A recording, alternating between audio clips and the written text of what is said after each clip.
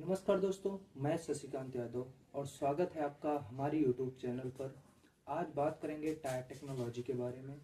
एक टायर को बनाने के लिए कितनी मेहनत लगती है और उसमें कौन कौन से पार्ट्स होते हैं और फैक्ट्री में उसे कैसे पकाया जाता है। आज इन सभी सवालों के जवाब आपको इसी वीडियो में मिलेंगे।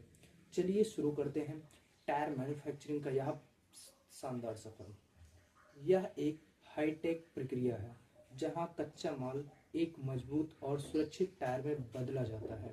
सबसे पहले प्राकृतिक और सिंथेटिक रबर को सल्फर, कार्बन और एंटीऑक्सीडेंट जैसे रसायनों के साथ एक विशाल मशीन में मिलाया जाता है, जिसे बाउंड्री मिक्सर कहते हैं।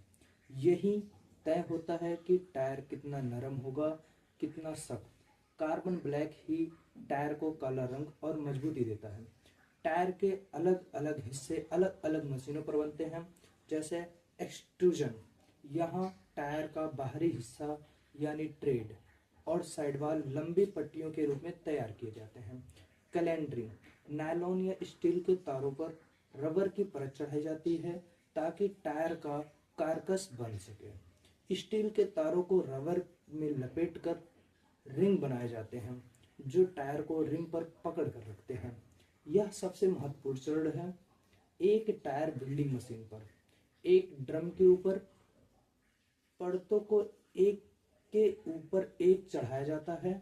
सबसे पहले इनर लाइनर, फिर बॉडी प्लाई, फिर बीड और स्टील वेल्ड्स और अंत में ट्रेड लगाया जाता है। इस समय यह टायर बिल्कुल चिकना होता है और इसे ग्रीन टायर कहा जाता है। इसमें कोई पैटर्न या डिजाइन नहीं होता है। अब इस ग्रीन टायर को एक विशाल मोल्ड सांचे में ढाला जाता है। इसे क्यूरिंग प्रेस कहते हैं। यहाँ टायर को बहुत अधिक तापमान, लगभग 150 डिग्री सेल्सियस से 200 डिग्री सेल्सियस और दबाव पर भाप स्टीम से पकाया जाता है। इसी समय टायर पर कंपनी का नाम, साइज और ट्रेड डिजाइन छप जाते हैं। इस प्रक्रिया को बाल्कनाइजेशन कहते हैं। टायर बनने के बाद उसे सीधा बाजार में नहीं भेजा जाता है। विजुअल चेक, कोई कट या उभार तो नहीं। एक्सरे, अंदर के तारों की सेटिंग चेक करने के लिए। और टायर को घुमाकर देखा जाता है कि वह कहीं से टेढ़ा तो नहीं है। दोस्तों, जिस टायर को आप सिर्फ रबड़ समझते हैं, उसे उच्च तापमान और दबाव की प्रक्रिया से गुजरना पड़ता है, तब जाकर वो आपकी सुरक्षित यात्रा की गारंटी बनता है। धन्यवाद।